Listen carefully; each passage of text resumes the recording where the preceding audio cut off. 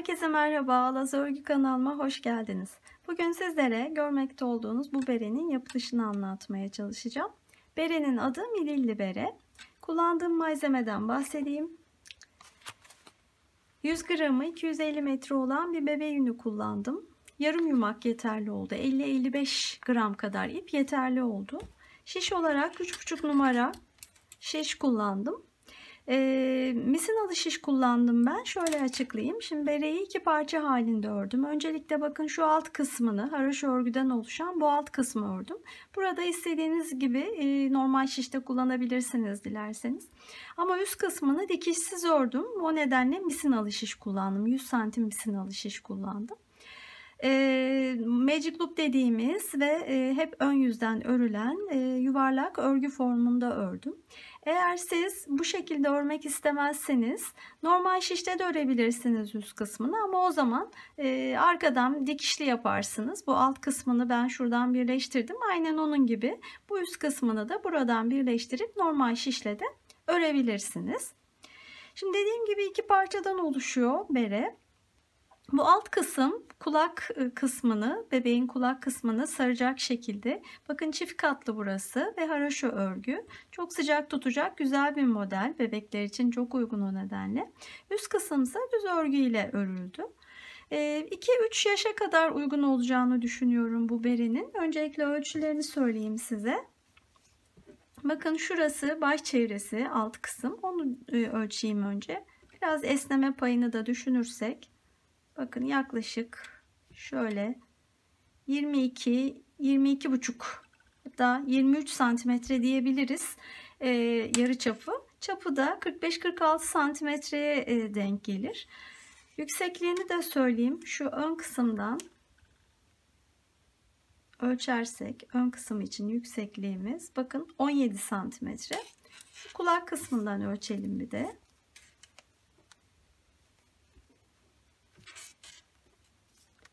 Burası da yaklaşık 20 santimetre.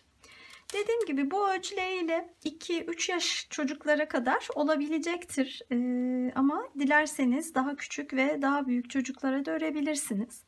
Bu alt kısım baş çevresine göre belirleniyor. Onu söylemiştim.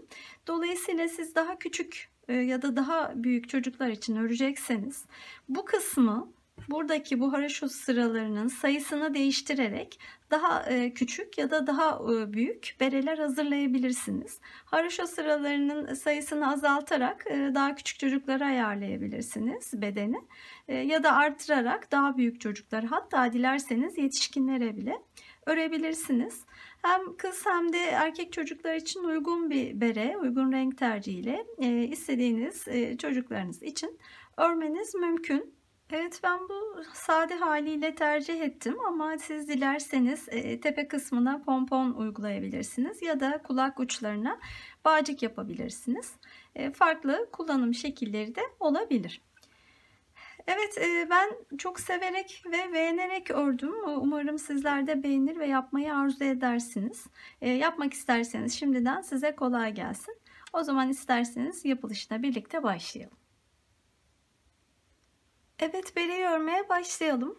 İpim 100 gramı 250 metre olan bir bebe yünü. Şişim 3,5 numara. Şimdi ilmek alarak başlıyorum. Başlangıç ilmek sayımız 27 ilmek. Ben şöyle alıyorum, göstereyim size nasıl aldığımı. Siz dilediğiniz ilmek alma yöntemini kullanabilirsiniz. İlk ilmeği böyle aldıktan sonra devam ediyorum. Bakın. 2, 3, 4, 5,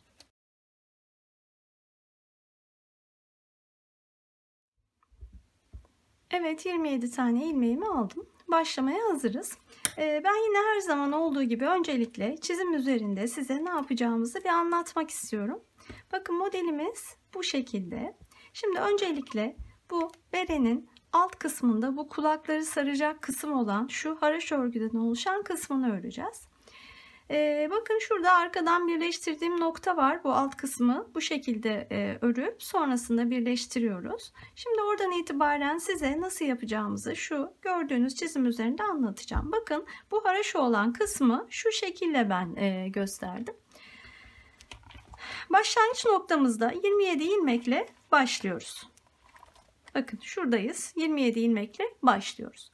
Şimdi belli bir miktar beremizde ördükten sonraki orayı bakın şöyle gösterdim. Sonrasında kulak için, ilk kulağımız için artışlar yapıyoruz. Onu da şekil üzerinde şu şekilde görebiliriz. Sonra burada bir miktar ördükten sonra kulağı bitirmek üzere eksiltmelerle devam ediyoruz. Bakın şurada gördüğümüz gibi. Sonrasında belli bir miktar düz örüyoruz. Bakın o kısım berenin ön kısmını oluşturuyor. Buradan devam ediyoruz. Buraya kadar geliyoruz. İkinci kulağımız burası. İkinci kulağa geldikten sonra aynen birinci kulakta olduğu gibi artışlarla sonra belli bir miktar örüp sonra tekrar eksiltmelerle ikinci kulağı da tamamlayıp tekrar en son başladığımız kısımdaki kadar örmeye devam edip bu ilk parçamızı bu şekilde örmüş ve bitirmiş oluyoruz. Şimdi bu uzunluklarını örerken anlatacağım size. Bu arada bu 27 ilmeği 3 parçaya bölüyoruz. Ortada 3 ilmeğimiz, kenarlarda da 12'şer ilmeğimiz olacak şekilde. Bakın o da şöyle, bu parçanın dikilmemiş hali, açılmış hali. Bakın şöyle olacak. Birazdan göreceğiz. 12 ilmek bu tarafta. 3 ilmek ortadaki bu düz ilmeklerimiz, sonra 12 ilmek tekrar bu tarafta. Bu 3 ilmek bakın berenin kenarında burada biye şeklinde hoş da bir görüntüsü oluyor. Hem de toparlamış oluyor bereyi. O 3 ilmeği nasıl yapacağımızı şimdi zaten uygulamalı olarak göreceğiz. Şimdi kısaca böyle anlattıktan sonra örmeye başlayalım. 27 tane ilmek aldık. Şişimizde ilmeklerimiz hazır. Örmeye başlıyoruz. Şimdi haroşa olacak alt kısım dediğim gibi. Haroşayı ben düz örgüyle örüyorum. Siz ters örüyorsanız o şekilde de olabilir. Ben düz örerek başlayacağım. Şimdi ipimiz burada olduğu için örgünün arka yüzündeyiz. Düz örerek başlıyoruz. Şimdi ilk ilmeği bundan sonraki sıralarda örmeyeceğim ama ilk sıra olduğu için burada örerek alıyorum. Toplam bu kenar ilmeği dahil ilk 12 ilmeği örüyorum.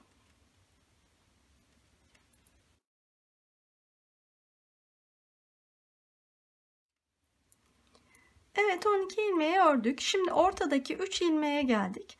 Onları takip edebilmek için kolaylık olması açısından ayraç kullanacağım. Şart mı? Değil. Takip edebileceğinizi düşünüyorsanız kullanmaya da bilirsiniz. Başlangıçta en azından belli bir miktar yol alana kadar kullanmakta fayda var. İlk ayracı yerleştirdim. Sonraki bu 3 ilmeği şimdi örgünün arka yüzündeyiz dediğim gibi. Ön yüzde düz olacak bu ilmeklerimiz. Arka yüzde ters olacak. Ama şu görüntüyü sağlayabilmemiz için yapacağımız uygulamada örgünün arka yüzlerinde bu 3 ilmeği hep örmeden alacağız. Ama arka yüzde olduğumuz için ip ters örecekmişiz gibi öndeyken yapacağız bu işlemi. İpi öne aldım.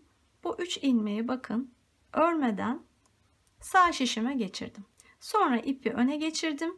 Diğer ilmekleri düz örmek üzere hazırlandım ve örmeye devam ediyorum. Kalan 12 ilmeği de yine düz örüyorum.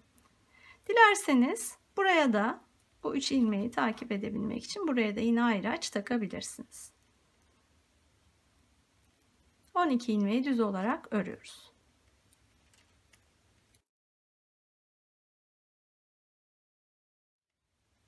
Son ilmeği de bakın yine düz olarak örüyorum.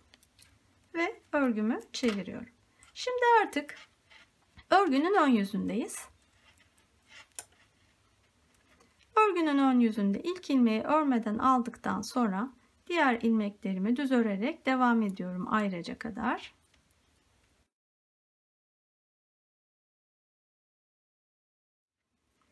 Ayraca geldim. Ön yüzde herhangi bir değişikliğimiz yok. Zaten düz örüyoruz ve ilmeklerimiz ön yüzde düz olacak bu 3 ilmeğimiz. O nedenle düz olarak örmeye devam ediyorum bu 3 ilmeği de. Sonra kalan 12 ilmeği de yine düz örerek sırayı tamamlıyorum. Evet, sırayı tamamladıktan sonra tekrar örgümüzü çeviriyoruz. Yine arka yüzüne başlıyoruz. Arka yüzde yine yapacağımız işlem aynı. İlk 12 ilmeği düz örüyorum.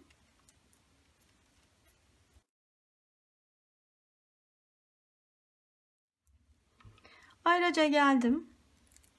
Ayraca geçiriyorum ve aradaki bu 3 ilmeği bütün arka yüzlerde hep yapacağım gibi ipi öne alıp örmeden sağ şişimi alıyorum. Ve sonra ipi tekrar geçiriyorum. Önce ayraca alalım. Sonra ipimizi öne çevirip kalan ilmeklerimizi düz olarak örelim. Bütün arka yüzlerde bu yaptığım uygulamayı tekrarlayacağız. Bu 3 tane ilmeğimiz için. Yani ön yüzde örüyoruz, düz olarak örüyoruz bu ortadaki 3 ilmeği. Arka yüzlerde ipi öne alıp örmeden geçiriyoruz. Örgü boyunca bu alt kısmını örerken hep bu uygulamaya devam edeceğiz. Şimdi bakalım. Bakın 2 tane haraşo sırası oldu bu işlem yaptığımız kısım. Bu şekilde örmeye devam edeceğim. Yani ön yüzde bütün ilmekleri düz öreceğim. Arka yüzde sadece ayracın arasındaki bu 3 ilmeği ipi öne alıp örmeden geçirerek devam edeceğim. Ve toplamda bakın 9 haraşo sırası olana kadar bu kısmı öreceğim. 2 sıra oldu. 7 sıra daha aynı şekilde örüp geliyorum.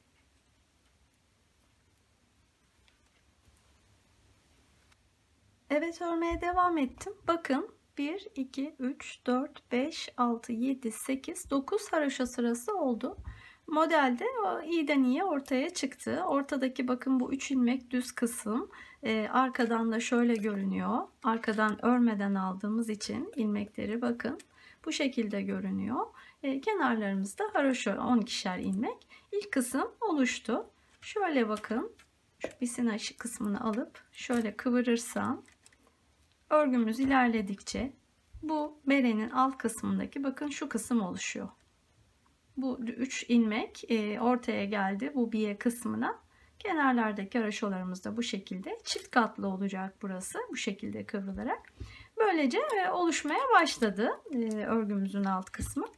Şimdi 9 sıramızı tamamladıktan sonra bakın şu tabloda renklerle gösterdiğim sayıları da ifade edeyim. Şu kırmızı renklerle gösterdiğim sayılar buralardaki örgülerin kaçar haraşo sırası olduğunu gösteriyor. Yani ilk kısım için biz 9 haraşo sırasını ördük, şu an geldiğimiz nokta şuradayız. Şimdi buradan sonra artık artışlara başlayacağız. Yani kulak kısmı için, ilk kulak için bakın şu artış kısmına başlıyor olacağız. Orası da yine 9 sıra olacak ve artırmalarla devam edeceğiz. Burada şimdi başlangıçta 12'şer ilmeğimiz vardı kenarlarda. Ortada da 3 ilmeğimiz vardı. Bu şu an uygulayacağımız bu 9 artırma sonrasında bu 12 ilmeklerimiz 21 ilmeğe çıkacak. Ortadaki 3 ilmeğimiz yine devam edecek. Artırmaları bu ortadaki 3 ilmeğin kenarlarından yapacağız. Gelin bunu da uygulayalım birlikte. Bu arada ayraçları çıkarabilirsiniz. Çünkü artık ortadaki bakın 3 ilmek çok net bir şekilde belirgin. Siz örmeye devam ederken bence ayraçları çıkarabilirsiniz. Ben sizin algılamanızı kolaylaştırmak adına ayraçlarla örmeye devam edeceğim. Ama hareket kabiliyetini kısıtladığı için bir miktar ayraçlar siz dilerseniz çıkarabilirsiniz. Şimdi ilk 12 ilmeği yine örerek başlıyorum.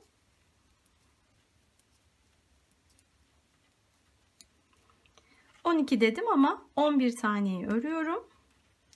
12'de bakın ne yapıyorum. 12. ilmekte artışımızı yapacağız. Ayraçtan önceki ilmekteyiz.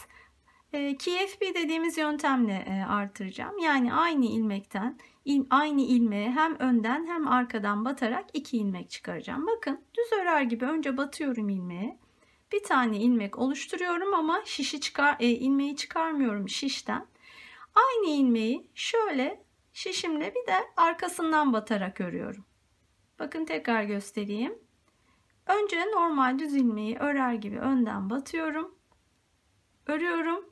Sonra aynı ilmeğe bakın şöyle arkadan bir kere daha batıp bir ilmek daha çıkartıyorum. Böylece bir ilmekten 2 ilmek çıkardık ve buradaki ilmek sayımız 12'den 13'e çıktı. Şimdi ön yüzde olduğumuz için 3 ilmeğimizi örüyoruz düz olarak. Aynı şekilde burada da artırmamı yapacağım. Yine aynı ilmeğe bakın ayraçtan hemen sonraki ilmeğe Önce düz örer gibi bir kere batıyorum. Sonra bir de arkadan batarak bir ilmek daha çıkartıyorum. Bu taraftaki arttırmayı da yaptık. Kalan ilmekleri düz örerek devam ediyorum. Ön yüzden tamamladıktan sonra örgümü, arka yüzde yine uygulamamız aynı. Göstereyim bir kez daha. İlk 12 değil, artık 13 ilmek oldu arttırdığımız için. 13 ilmeği, ayrıca kadar olan 13 ilmeği düz örerek devam ediyorum.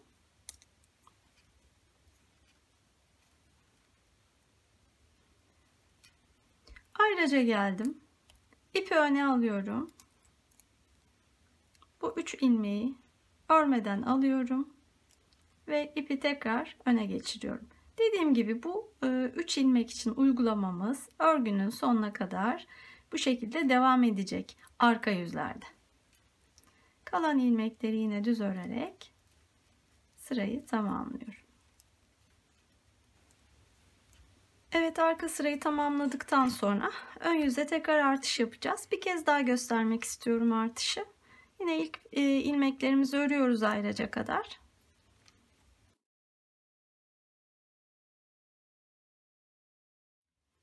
Ayraçtan önceki ilmekteyim. Yine bu ilmekte artış yapacağım. Bakın. Önce önden batıyorum.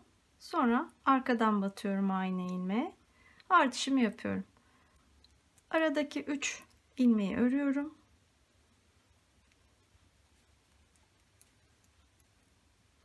Sonra ayraçtan sonraki ilmekte yine aynı şekilde önce önden, sonra arkadan batarak artış yapıyorum. Sonra kalan ilmekleri düz örerek sırayı tamamlıyorum. Bu şekilde şimdi artışlarımıza devam edeceğiz. Ön yüzde şu an yaptığımız uygulamayı yaparken, arka yüzde hep yaptığımız gibi ortadaki 3 tane ilmeği örmeden alarak devam edeceğiz. Bu şekilde toplam 9 kere artış yapacağız. Şimdi bunu şöyle takip edebilirsiniz. İlki ilmek sayısından 12 ilmekle başlamıştık. Burada bu 3 ilmeğin kenarındaki ilmek sayımız 12 idi. 9 tane arttırdığımızda 21 ilmek olacak burada. Zaten bakın şu yeşille gösterdiğim sayılarda ilmek sayılarını gösteriyor. 12 ile başlamıştık. Sonra 21 olacak burada. Toplamda da bu sıradaki sayımız 45 olacak, ilmek sayımız. O şekilde de takip edebilirsiniz ya da ayraçlar kullanabilirsiniz. Bakın ilk 2, 4, 6, 9 ilmek, 9 haraşo sırası örmüştük ilk başta. Şöyle şuraya takarsam bunu. 9 sıradan sonra toplam 9 haraşo sırası daha olacak artışlarımızla birlikte. Bu şekilde de yine takip edebilirsiniz. Ben şimdi artışları tamamlayayım. Sonrasında tekrar birlikte devam edelim. Evet, 9 kere artırma sırasını tamamladım. Şu an kenarlarda her iki tarafta 21'er ilmek var. Ortada da 3 ilmek. Toplam şişteki ilmek sayım 45 oldu. Bakın bu ilk 9 sıradan sonra taktığımız ayraçtan sonra da 2, 4, 6, 8, 9 sırayı örmüş olduk. Şu şemamızda ikinci artış kısmını tamamladık. İkinci aşamayı tamamlamış olduk. Şimdi kulağın şu uç kısmında bakın şuradaki kısmı öreceğiz. 3 sıra artış ya da eksiltme yapmadan aynen bu ilmek sayılarıyla öreceğiz. Yine ilk sırayı birlikte yapalım. Ayrıca kadar düz örerek devam ediyorum.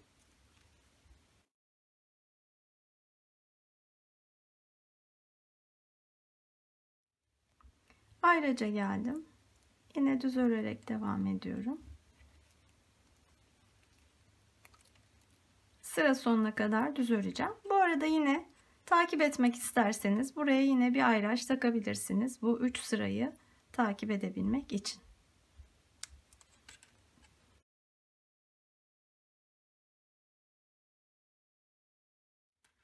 Evet, ön yüzden tamamladıktan sonra arka yüzden yine aynı uygulamamızı yapacağız. Ayrıca kadar önce düz ilmeklerimizi örüyoruz. Ayrıca geldik. Aradaki ilmeklerimizi alıyoruz. İpi öne alıp tekrar kalan ilmeklerimizi örerek sırayı tamamlıyoruz. Bir sırayı böyle tamamlamış olacağız bir haraşo sırasına. Aynı şekilde 2 sıra daha öreceğim. Toplamda 3 sıraya tamamlayıp tekrar döneceğim. Evet, 45 ilmekle örmeye devam ettim. Toplamda bakın ayraçtan sonra 1, 2, 3 sıra ördüm. Şimdi şemamızdaki bakın bu 3. adımı da tamamladık. Sıra 4. adımda. 4. adımda bu 2. adımda bakın bu artış yaptığımız 9 ilmeği keserek tekrar ilk başta başladığımız 27 ilmeğe geri dönüş yapacağız. Yine hemen başlayalım. Ayraca kadar olan ilmeklerimizi öreceğiz önce. Ayraca 2 ilmek kalana kadar. Ayraçtan önceki 2 ilmekteyim. Şimdi sağ tarafta olduğum için burada sağ kesme yapacağım. Bakın onu şöyle yapıyorum. 2 ilmeği önden bu şekilde şişimi geçirip birlikte alarak örüyorum. Ve 1 ilmek kesmiş oluyorum. Şimdi aradaki 3 ilmeğimizi örelim. Sonra diğer taraftaki kesmemiz, bu defa sol taraftayız. Dolayısıyla sola kesme yapacağız. İlmeklerin yönünü değiştirerek şu hale getirdikten sonra kesme yapıyorum. Sizin ilmeklerinizin yönü zaten bu şekildeyse çevirmenize gerek yok. Bu taraftaki kesmemizi yaptıktan sonra sırayı düz örerek tamamlayacağız. Arka sırada yine sadece ortadaki ilmekleri örmeden alarak bütün arka sıralarda olduğu gibi örgümüzü tamamlayacağız. Böylece bir kere kesme yapmış olduk. Bu işlemi toplamda 9 kere yapacağız. Dilerseniz bir sonraki sırada bir kez daha göstereyim kesmeyi. Evet, arka sırayı ördükten sonra tekrar ön sıradayım. Ayraçtan önceki 2 ilmekteyim. Bakın yine önce sağ kesme yapacağım. Şöyle 2 ilmeği birlikte alıyorum. 3 ilmeği düz örüyorum. Sonra sola kesme yapacağım. Önce ilmeklerin yönünü çeviriyorum. Sonra birlikte örerek alıyorum. İkinci kesmemizi de yaptık. Bu arada yine takip etmek isterseniz buraya bir ayraç takabilirsiniz. Biz bir sıra örmüştük. O nedenle şöyle bir alttan takıyorum ayracı. Buradan sayarak takip edebiliriz. Bu şekilde eksiltmelere devam edelim. Toplam 9 eksiltmemiz olacak. Tekrar başlangıçtaki ilmek sayımıza döneceğiz. 27 ilmeğe. Ondan sonra tekrar görüşeceğiz. Evet, örmeye devam ettim ve 9 kere kesme yaptım. Şu an ilmek sayım tekrar her iki tarafta 12 ilmeğe düştü. Ortada da 3 ilmeğimiz var. Toplamda yine ilmek sayım başlangıçtaki 27 ilmeğe düşmüş oldu. Bakın şimdi şu noktadayız. Kesmelerimizi tamamladık. 27 ilmekteyiz. Şöyle ne durumda olduğumuzu bakın örgü üzerinde de gösterirsem. Bakın buradan başladık. İlk kulağı tamamlamış olduk şu an yaptığımız kesmelerle. Bundan sonra öreceğimiz kısım berenin ön kısmı, yani yüz kısmına, alın kısmına gelen kısmı olacak. Bu kısımda bakın aynı şekilde ilmek sayısını hiç değiştirmeden örmeye devam ediyoruz.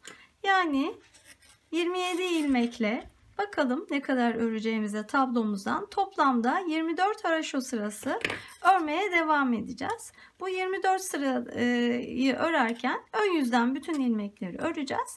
Arka yüze sadece ortadaki 3 ilmeği örmeden alarak devam edeceğiz. 24 sırayı tamamlayacağız. Onu yine sayabilmek için şuraya bir ayraç takabiliriz.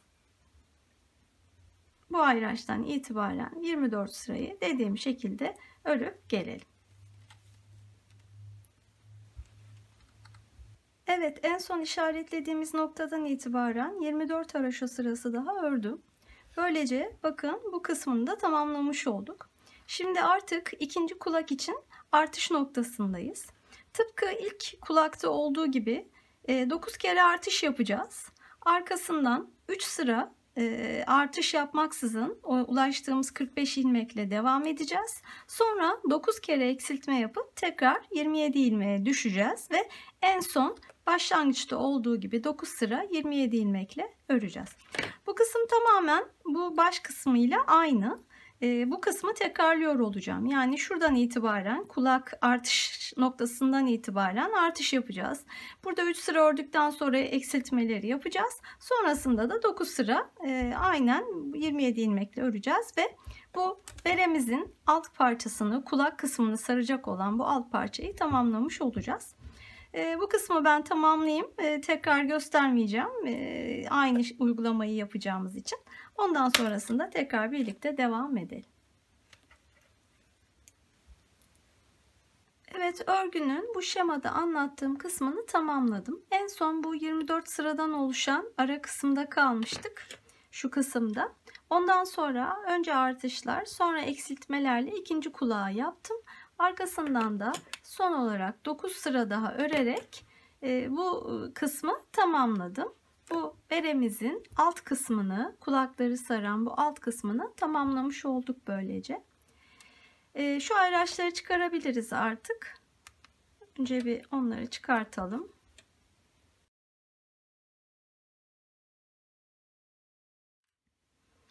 Evet, ayraçları çıkardık. Artık bakın örgümüzün şekli bu şekilde oldu. Şöyle misina kısmını alayım.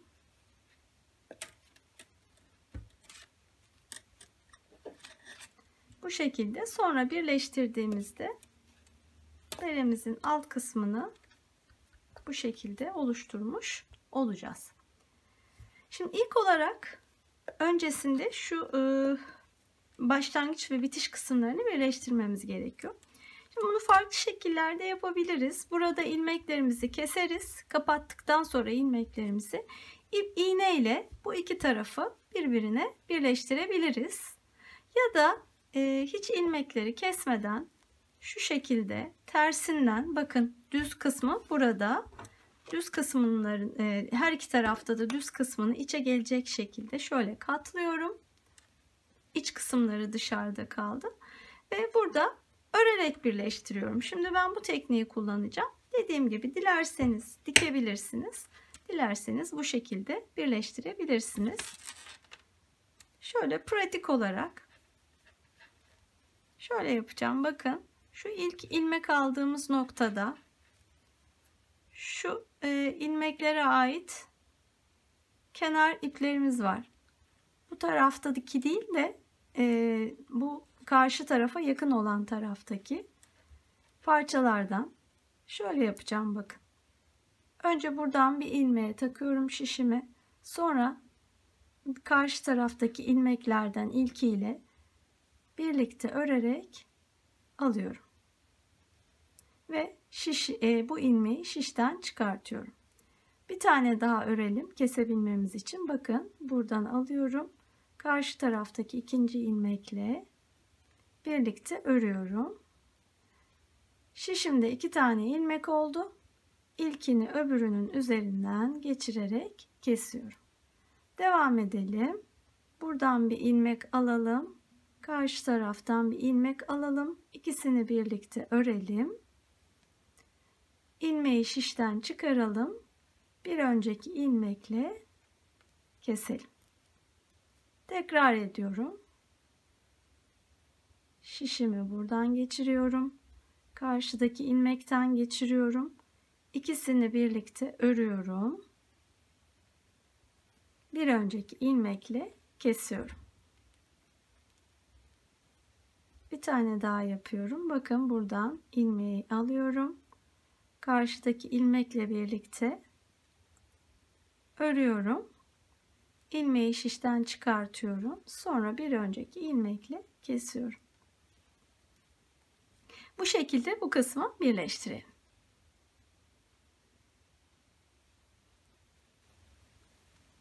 Evet, son ilmekleri birlikte örüyorum.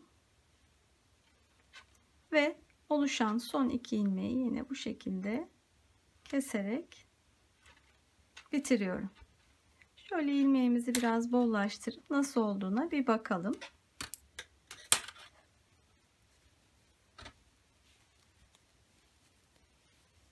Bakın dikişimiz gayet düzgün ve muntazam bir şekilde oluştu.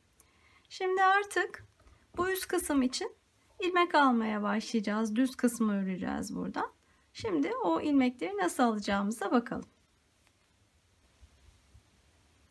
Evet, ilmek almak için örgüyü bakın bu şekilde tutuyorum. Birleştirdiğimiz nokta bizden tarafta.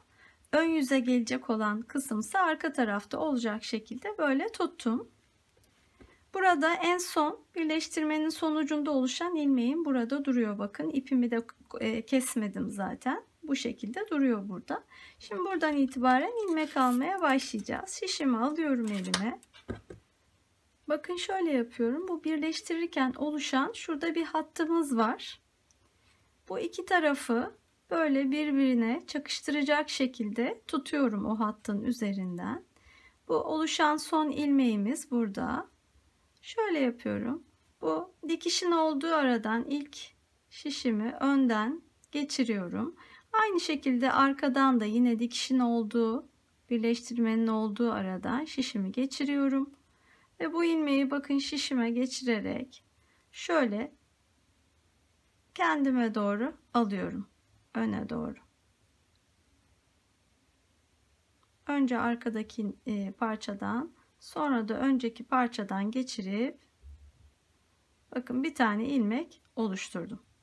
Şimdi aynı şekilde devam edeceğim. Hemen bakın bu haroşadan bir sonraki haroşa aralığına geçiyorum. Aynı şekilde karşıda da bir sonraki haroşa aralığına bakın dikişimiz burada, şu araya geçerek yine bir tane önce arkadan geçirip ipi, sonra da öndeki parçadan geçirip bir ilmek daha oluşturuyorum. Devam ediyorum. Bakın bir haroşa atlıyorum bir sonraki aradan. Yine karşıda da bir sonraki aradan geçerek bir ilmek daha çıkartıyorum. 3 oldu. Bu şekilde bu aralardan her ikisinden birden geçerek hem birleştirmiş oluyorum bu iki parçayı, hem de buradan ilmekler çıkartıyorum. Bu işi bir tığ yardımıyla da yapabilirsiniz. Eğer şişle zor gelirse size, nasıl tercih ederseniz. Bakın sırayla haroşaların arasından ilmekler çıkartıyorum. Şimdi burada sayı önemli. Şu ilmeği de tamamlayayım. Bakın 5 tane oldu. Şimdi sayımız önemli. Onu şöyle anlatayım. Tekrar bu şemaya dönersek. Başlangıçtan itibaren bu noktadan bu noktaya kadar ördüğümüz, bakın şu kırmızı renkler haroşa sıralarını gösteriyordu. Bu sayıların hepsini toplarsanız bütün sıra sayılarını 84 sıramız olduğunu göreceksiniz. Toplamda 84 haroşa sırası ördük. Her haroşa sırasından bir tane ilmek çıkardığımız için 84 tane ilmek çıkarıyor olacağız şu an. Bakın 5 tane oldu. Toplamda bütün bu çevreden her haroşa sırasından bir tane ilmek çıkararak bu çevreden toplamda 84 tane ilmek çıkartacağım. Bir tane daha göstereyim ve sonra ben devam edeyim. Bakın bir sonraki bu haroşa sıra aralığından bir sonrakine geçiyorum. Arkada da yine şurada kalmışım. Bir sonrası burası. Buraya geçerek bir ilmek daha çıkartıyorum. Sayı dediğim gibi önemli. 84 olması. Diyelim devam ettiniz. Sona kadar geldiniz. Bir tane eksik kaldı ya da bir tane fazla oldu. Hiç dert etmeyin. Eksik kalırsa bir tane ilave tek ilmekten çift ilmek üreterek bir artış yaparız. Fazla kalırsa ikisini birlikte alarak azaltırız. Ama sonuçta amacımız şişte 84 tane ilmek oluşması olacak. Bunu yapalım. Sonra birlikte yine devam edelim. Evet, ilmek almaya devam ediyorum. 82 ilmek oldu şu ana kadar. Son 2 ilmeği yine birlikte alalım. Bu arada misinalı şişe alıyorum ilmekleri. Çünkü örgümüzü birleştirdik ve yuvarlak forma döndü. Bundan sonrasını dikişsiz ve yuvarlak formda öreceğiz. Bunu da misinalı şişle yapabiliyoruz. 100 santim misinalı şiş kullanıyorum. Bu kısımda aslına bakarsanız 40 santim misinalı şiş de kullanılabilir. Biraz daha kolay olur. Ama sonrasında kesmeler yapacağız üst kısmına doğru berenin. Oralarda 40 santim misinalı şişle işimiz zorlaşacak. O nedenle ben en başından 100 santimetre misinalı şişle başlamaya karar verdim. Birazdan göstereceğim. Bu kısımda Magic Loop dediğimiz tekniği kullanacağız. Şimdi şunu da söyleyeyim, eğer siz bu şekilde dikişsiz ve misinalı şişle örmek istemezseniz o zaman hiç birleştirmeyin bu noktayı.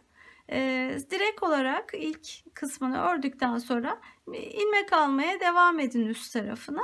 Örüp bitirdikten sonra en son birleştirirsiniz. Bu durumda normal şişle de örmeniz mümkün olacaktır. Şimdi 82 ilmeğimizi 84'e tamamlayacağız. Zaten burada 2 tane aralığım kaldı. 2 tane haroşa sıralarının arası kaldı bakın. Oralardan 2 ilmek daha alıyorum. 83 oldu. Son ilmeğimi de son aradan bakın. Önce önden sonra arkadan geçirerek son ilmeğimi de alıyorum. 84 ilmeği tamamladım. Şimdi örmeye başlayacağız. Dediğim gibi Magic Loop tekniğini kullanacağız. Bunun için şöyle ortalıyorum ilmekleri ve şuradan tam ortası olması şart değil. Ortalayarak şöyle bakın bu boşluktan misinayı şöyle çekiyorum. Şimdi buradan örmeye devam edeceğiz. En son aldığımız ilmek bakın burada. İpimiz bu tarafta. Dolayısıyla buradan örmeye devam edeceğiz. Örebilmemiz için bu ilmekleri şişin ucuna çekmemiz gerekiyor. O nedenle bu misinanın fazlalığını buradan dışarıya çektim. Şimdi bunu da bu ipin olduğu taraftaki misinamı da bakın yine böyle çekerek örmek için kendime burada boşluk oluşturuyorum. Buraya başlangıç noktası olacak bizim bu noktamız. Bütün turlar için bir tane ayraç takıyorum. Ve buradan örmeye başlıyorum. Bakın bu şekilde misinanın fazlalığı burada. Bu şekilde örmeye başlıyorum. Düz örgü olacak üst kısmı beremizin. Ve yuvarlak formda öreceğiz. Dolayısıyla bütün ilmekler hem arka örgü diye bir kavramımız olmadığı için hep ön yüzde döneceğimiz için hep düz örgü öreceğiz. Yani normalde düz örgüyü biz nasıl öreriz? Ön yüzden düz öreriz. Arka yüze çevirdiğimizde normal şişle ördüğümüzde arka yüzden ters öreriz. Oysa burada hep yuvarlak formda ve örgünün hep ön yüzünde döneceğimiz için bütün ilmekleri her sırada düz öreceğiz. Ayracımızı buraya taktık ki bir turu tamamladığımızı anlayabilelim. Ayracın olduğu noktaya geldiğimizde bir turu tamamlamış, ikinci sıraya ya da ikinci tura başlamış olacağız. Bunu anlayacağız. Şimdi devam ediyorum. Dediğim gibi bu Magic Loop dediğimiz tekniği gösterebilmek için size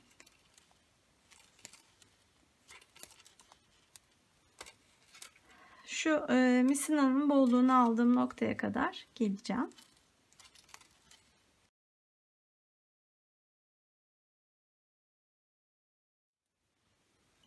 Evet, oraya geldim. Bakın son ilmeği de ördüm. Şimdi ilmekler, devam edeceğim kısımdaki ilmekler bakın yine geride kaldı. Ne yapacağız bu durumda? Bu şişi yine bu şekilde geriye öteliyorum ve öreceğim sağdaki şişimi dışarıya doğru çekiyorum. Sonra şu ipimi de burada çok bolluk oluşturmadan şöyle yaklaştırarak bakın buradan örmeye devam ediyorum.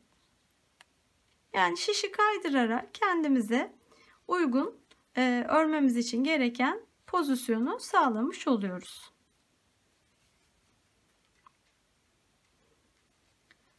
Birkaç sıra sonra zaten alışıyorsunuz. Daha rahat oluyor.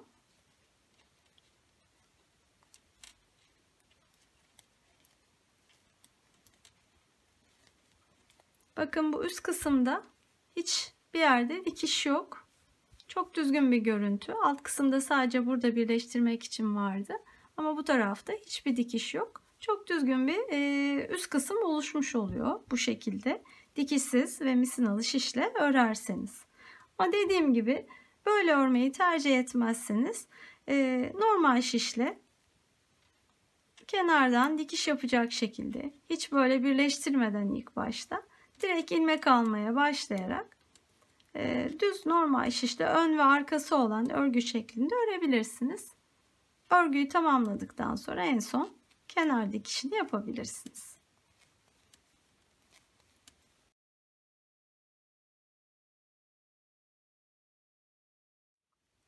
Evet, ayracın olduğu noktaya, yani başlangıç noktama geliyorum. Evet, oradayız. Şimdi burada yapacağımız şey yine aynı. Bakın. Devam edeceğim ilmekler burada. Dolayısıyla onları şişin başına doğru şöyle çekiyorum. Misina boşluğu yine buradan dışarıya çıkmış oluyor. Ayrıca bu tarafa alıp bu şişi de dışarıya doğru çekip örmeye devam ediyorum. Umarım anlaşılmıştır. Bu şekilde bir miktar düz örgü örmeye devam edeceğiz. Belli bir noktaya gelene kadar düz öreceğiz. Ondan sonra kesmelere başlayacağız. Bu şekilde turlar atarak düz örgümüzü örmeye devam edelim. Evet, düz örgüye devam ettim. Bakın bir miktar daha. Ne kadar ördüğümü söyleyeyim size. Ölçerek uzunluğunu. Şu kısa noktadan itibaren ölçüyorum. Toplamda yaklaşık 11,5-12 santimetre kadar oldu şu uzunluğu. Bu yeterli diye düşünüyorum. Şimdi bu sıradan itibaren artık kesmelere başlayacağız. Bakın kesmelerimiz şu şekilde olacak. Şu noktalar görünüyor bakın. 1, 2, 3, 4, 5, 6 toplam 7 noktadan kesmeler yapacağız. Bunu nasıl yapacağımızı söyleyeyim size. Bakın ben bazı ayraçlar taktım. Şimdi şişteki ilmek sayımız 84. 84 12'nin 7 katı. Yani toplamda 7 parçaya böldüm ben şu an ilmeklerimizi. Bu başlangıç noktasından itibaren 12 ilmek saydım, bir tane ayraç taktım. Bu ilk 12'lik parçamız. Sonra 12 ilmek saydım, ikinci ayracı taktım. Aynı şekilde devam ederek 12'şer ilmek aralıklarla diğer ayraçları taktım. Şu an toplamda 7 tane 12 ilmekten oluşan parçamız var beremizin üzerinde. Şimdi aslına bakarsanız bu ayraçları takmak zorunlu muydu? Değildi. Takmadan da yapabilirsiniz ama ben anlama kolaylığı olması açısından ve aramızda daha az tecrübeliler varsa onlar için kolaylık olması açısından bu ayraçlarla anlatacağım. Siz izleyip eğer yapabileceğinizi düşünüyorsanız ayraçsız da elbette ki yapabilirsiniz. Şimdi ne yapacağımızı göstermeye başlayayım uygulamalı olarak. Öncelikle şu başlangıç noktamıza gelelim. Tek ilmeğimiz kalmıştı ona kadar. Onu ördüm ve başlangıç noktasındayım. Şimdi bakın ilk kesme sıramızda şunu yapıyoruz. Ayraca 2 ilmek kalana kadar örüyorum. Yani bu 10 ilmek yapıyor. 10 ilmek örüyorum. Geriye 2 tane ilmeğim kalacak.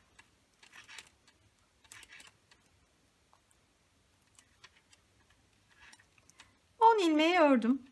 Ayraçtan önceki 2 ilmek, yani 11. ve 12. ilmekler bunlar. Bakın onları şöyle birlikte sağ kesme yapıyorum. İlk kesmemi gerçekleştiriyorum. İkinci 12'ye başlayacağım. Yapacağımız şey hep bu olacak. Her iki ayraç arasındaki sarı ayraçlardan bahsediyorum. Her iki ayraç arasındaki 12 tane ilmeğin son 2 tanesini keseceğiz. Devam edelim. Yine ilk 10'unu öreceğim. Bu 12 ilmeğin. Son ikisini keseceğim.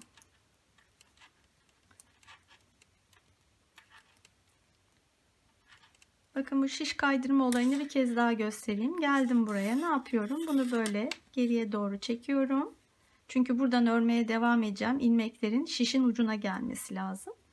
Bunu dışarıya doğru alıyorum. Bu aranın tamamını çekmiyorum. Orada bir miktar yine kalıyor bakın payı. Örebileceğim kadar boşluk oluşacak şekilde çekiyorum. Şimdi devam edelim. Kaç tane örmüştük bakın. 2, 4, 6, 8 tane örmüştük ayraçtan sonra. Zaten biliyorum aslına bakarsanız son 2 ilmeğe kadar örmem lazım. 8 örmüştük. 9, 10. 11 ve 12. ilmekleri kesiyorum. Tekrar bir 12'ye başlıyorum bakın. İlk 10 tanesini örüyorum.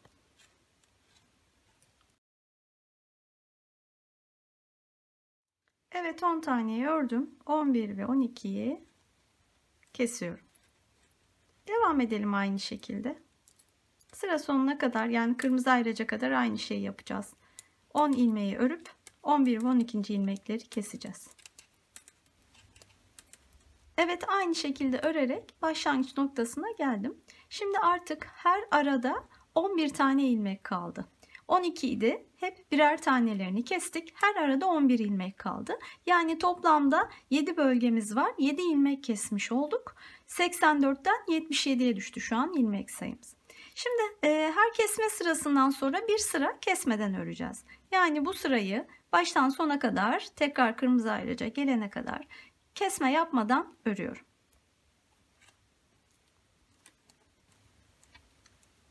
Evet bir tur kesmeden ördüm. Şimdi ikinci kesme sırasındayız. Bu yine aynı şeyi yapacağız. 11 ilmek kalmıştı her arada. Yine son 2 ilmeğe kadar yani 9 ilmeği öreceğiz. 10 ve 11. ilmekleri keseceğiz. Bir tanesini yapalım birlikte. Bakın 1, 2, 3, 4, 5, 6, 7, 8 ve 9 tanesini örüyorum. 10 ve 11. ilmekleri kesiyorum. Bir taneyi daha yapalım.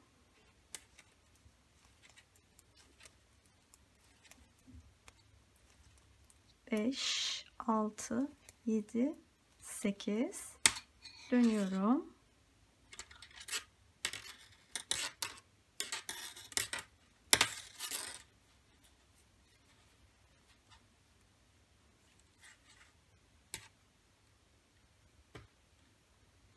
Sekiz örmüştük. 9'uncuyu örüyorum. 10 ile 11'i kesiyorum. Bu şekilde bu sırayı da tamamlayalım. Arkasından bir tur yine kesmeden öreceğim. Bu iki turu tamamlayıp geleyim. Evet 9 ör, 10 ile 11'i kes sırasını tamamladım. Arkasından bir turda kesmeden ördüm. Şimdi tekrar kesme sırasındayım. Devam ediyoruz aynı şekilde. Şimdi her arada 10 ilmeğim kaldı. 7 aramız var. Toplamda şu an şişteki ilmek sayım 70. Yine son 2 ilmekleri keseceğiz. Bu durumda bakın 2, 4, 6, 8 ör bir kez şekline dönüştü. Şimdi demiştim ya en başta bu ayraçlara ihtiyaç duymayabilirsiniz diye. Eğer sıralamayı takip edebilirseniz en baştan yani 10 ör bir kez, 9 ör bir kez, 8 ör bir kez, sonra devam edeceğiz 7 ör bir kez şeklinde. Bu sıralamayı devam edebilirseniz, takip edebilirseniz dediğim gibi bu ayraçlara gerek yok. Ya da bakın şunu da göstereceğim. Şu kesme noktamıza bir gelelim önce. Yani 8 ör. Pardon 10 evet 8 ör kes sırasındayız şu an. 8 taneyi örüyorum.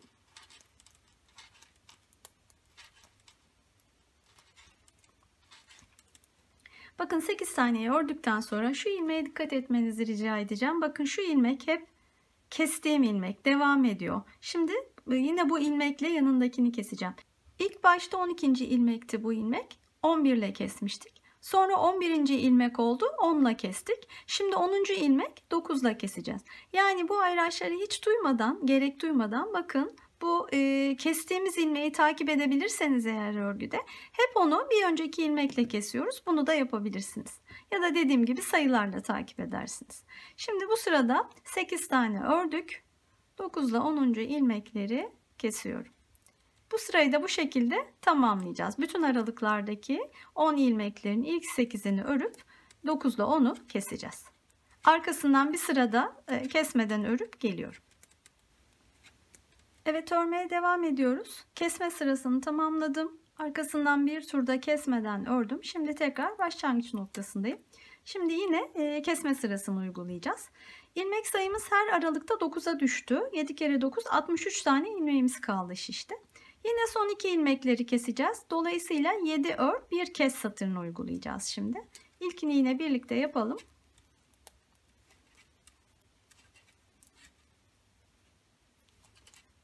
Beş taneyi ördüm. 6 ve 7. Şimdi 8 ile 9'u kesiyorum. Bu şekilde sırayı tamamlayacağım. Arkasından bir sıra kesmeden örüp geleceğim.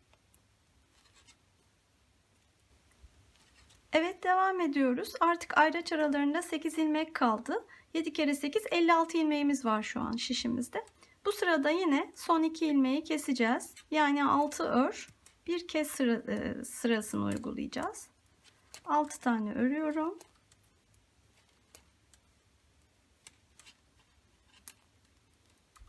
Yedinci ve 8. ilmekleri kesiyorum. Bakın şu son ilmek hep keserek geldiğim ilmek. Onunla yanındakini kesmiş oluyorum. Bu sırayı da bu şekilde tamamlayalım. Arkasından bir tur kesmeden örüp gelelim. Evet, tekrar başlangıç noktasındayız. Her arada 7, toplamda da 49 tane ilmeğimiz kaldı. Şimdi bu 7 ilmeğin yine son ikisini keseceğiz. Yani 5 ör bir kes sırasındayız. 5 tane ördüm. 6 ve 7. ilmekleri kesiyorum. Sırayı tamamlayalım. Arkasından bir sıra kesmeden örüp gelelim. Evet, tekrar sıra başındayız. 6'şar ilmek kaldı her ayraç arasında. Toplamda 42 ilmeğimiz var. Şimdi bu sırada yine kesme yapıyoruz. 6 ilmeğin ilk 4'ünü örüp son ikisini kesiyoruz. Yani 4 ör bir kes satırını örüyoruz. Arkasından bir sırada örmeden kesmeden örüp gelelim. Evet, örmeye devam ediyoruz. Bakın ilmeklerimiz azalıyor. İyiden iyiye azaldı. Her arada 5, toplamda 35 tane ilmeğimiz var şu an. Yine kesme sırasındayız. 5 ilmeğin ilk 3 tanesini örüyorum. 4 ve 5. ilmekleri kesiyorum. Sırayı bu şekilde tamamlayalım. Bir sıra kesmeden örelim ve tekrar gelelim. Evet, tekrar sıra başındayız. Her arada 4, toplamda 28 tane ilmeğimiz kaldı. Bu 4 ilmeğin ilk ikisini örüyoruz. Sonra 3 ve 4. ilmekleri kesiyoruz. Yani 2 ör bir kes sırasını öreceğiz. Arkasından bir sırada kesmeden öreceğiz. Evet, tekrar başlangıç noktasındayız. Her arada 3, toplamda 21 ilmeğimiz var. Yine aynı kesme işlemini yapacağız. Son 2 ilmeği keseceğiz. Bunun için geriye bakın, sadece bir tane kalıyor. Bir örüyorum. Sonraki 2 taneyi kesiyorum. Yani bir ör, bir kes uygulaması yapıyoruz bu sırada. Bir ör, bir kes. Bu sırayı tamamlayalım bu şekilde. Ama arkasından kesmesiz sıra örmeyeceğiz. Evet, bir ör bir kes sırasını tamamladım. Tekrar başlangıç noktasındayım. Bu sırada bütün ilmekleri ikişer ikişer keseceğim bakın. Zaten her arada 2 tane ilmek var. Toplamda 14 ilmeğimiz kaldı. Bakın kesiyorum. İkişer ikişer. Artık ayraçları da çıkaralım.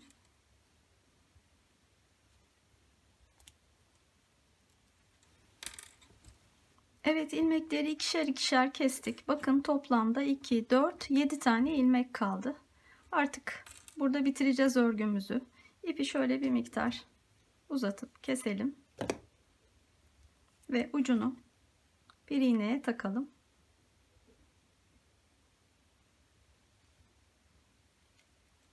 Şimdi bakın şurada ipimiz. Buradan itibaren ilmekleri örme yönünde iğneye geçiriyorum.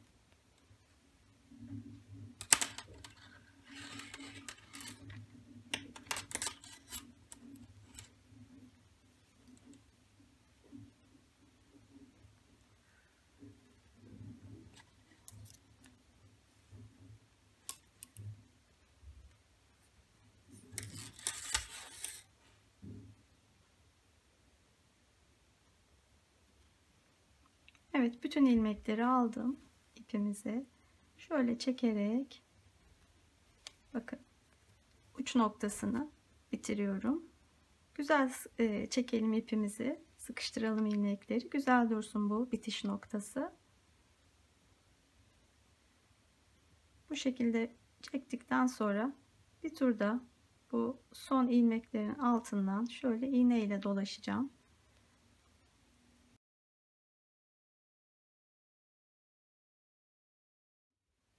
Evet, yeterli. Arkasından iğneyi iç kısmı alalım.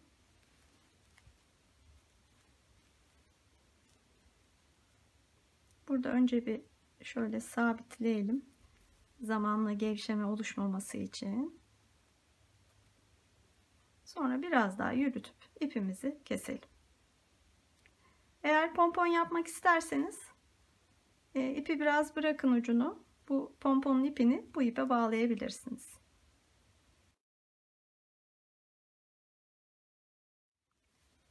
Beremizin uç kısmını kestik ve tamamladık.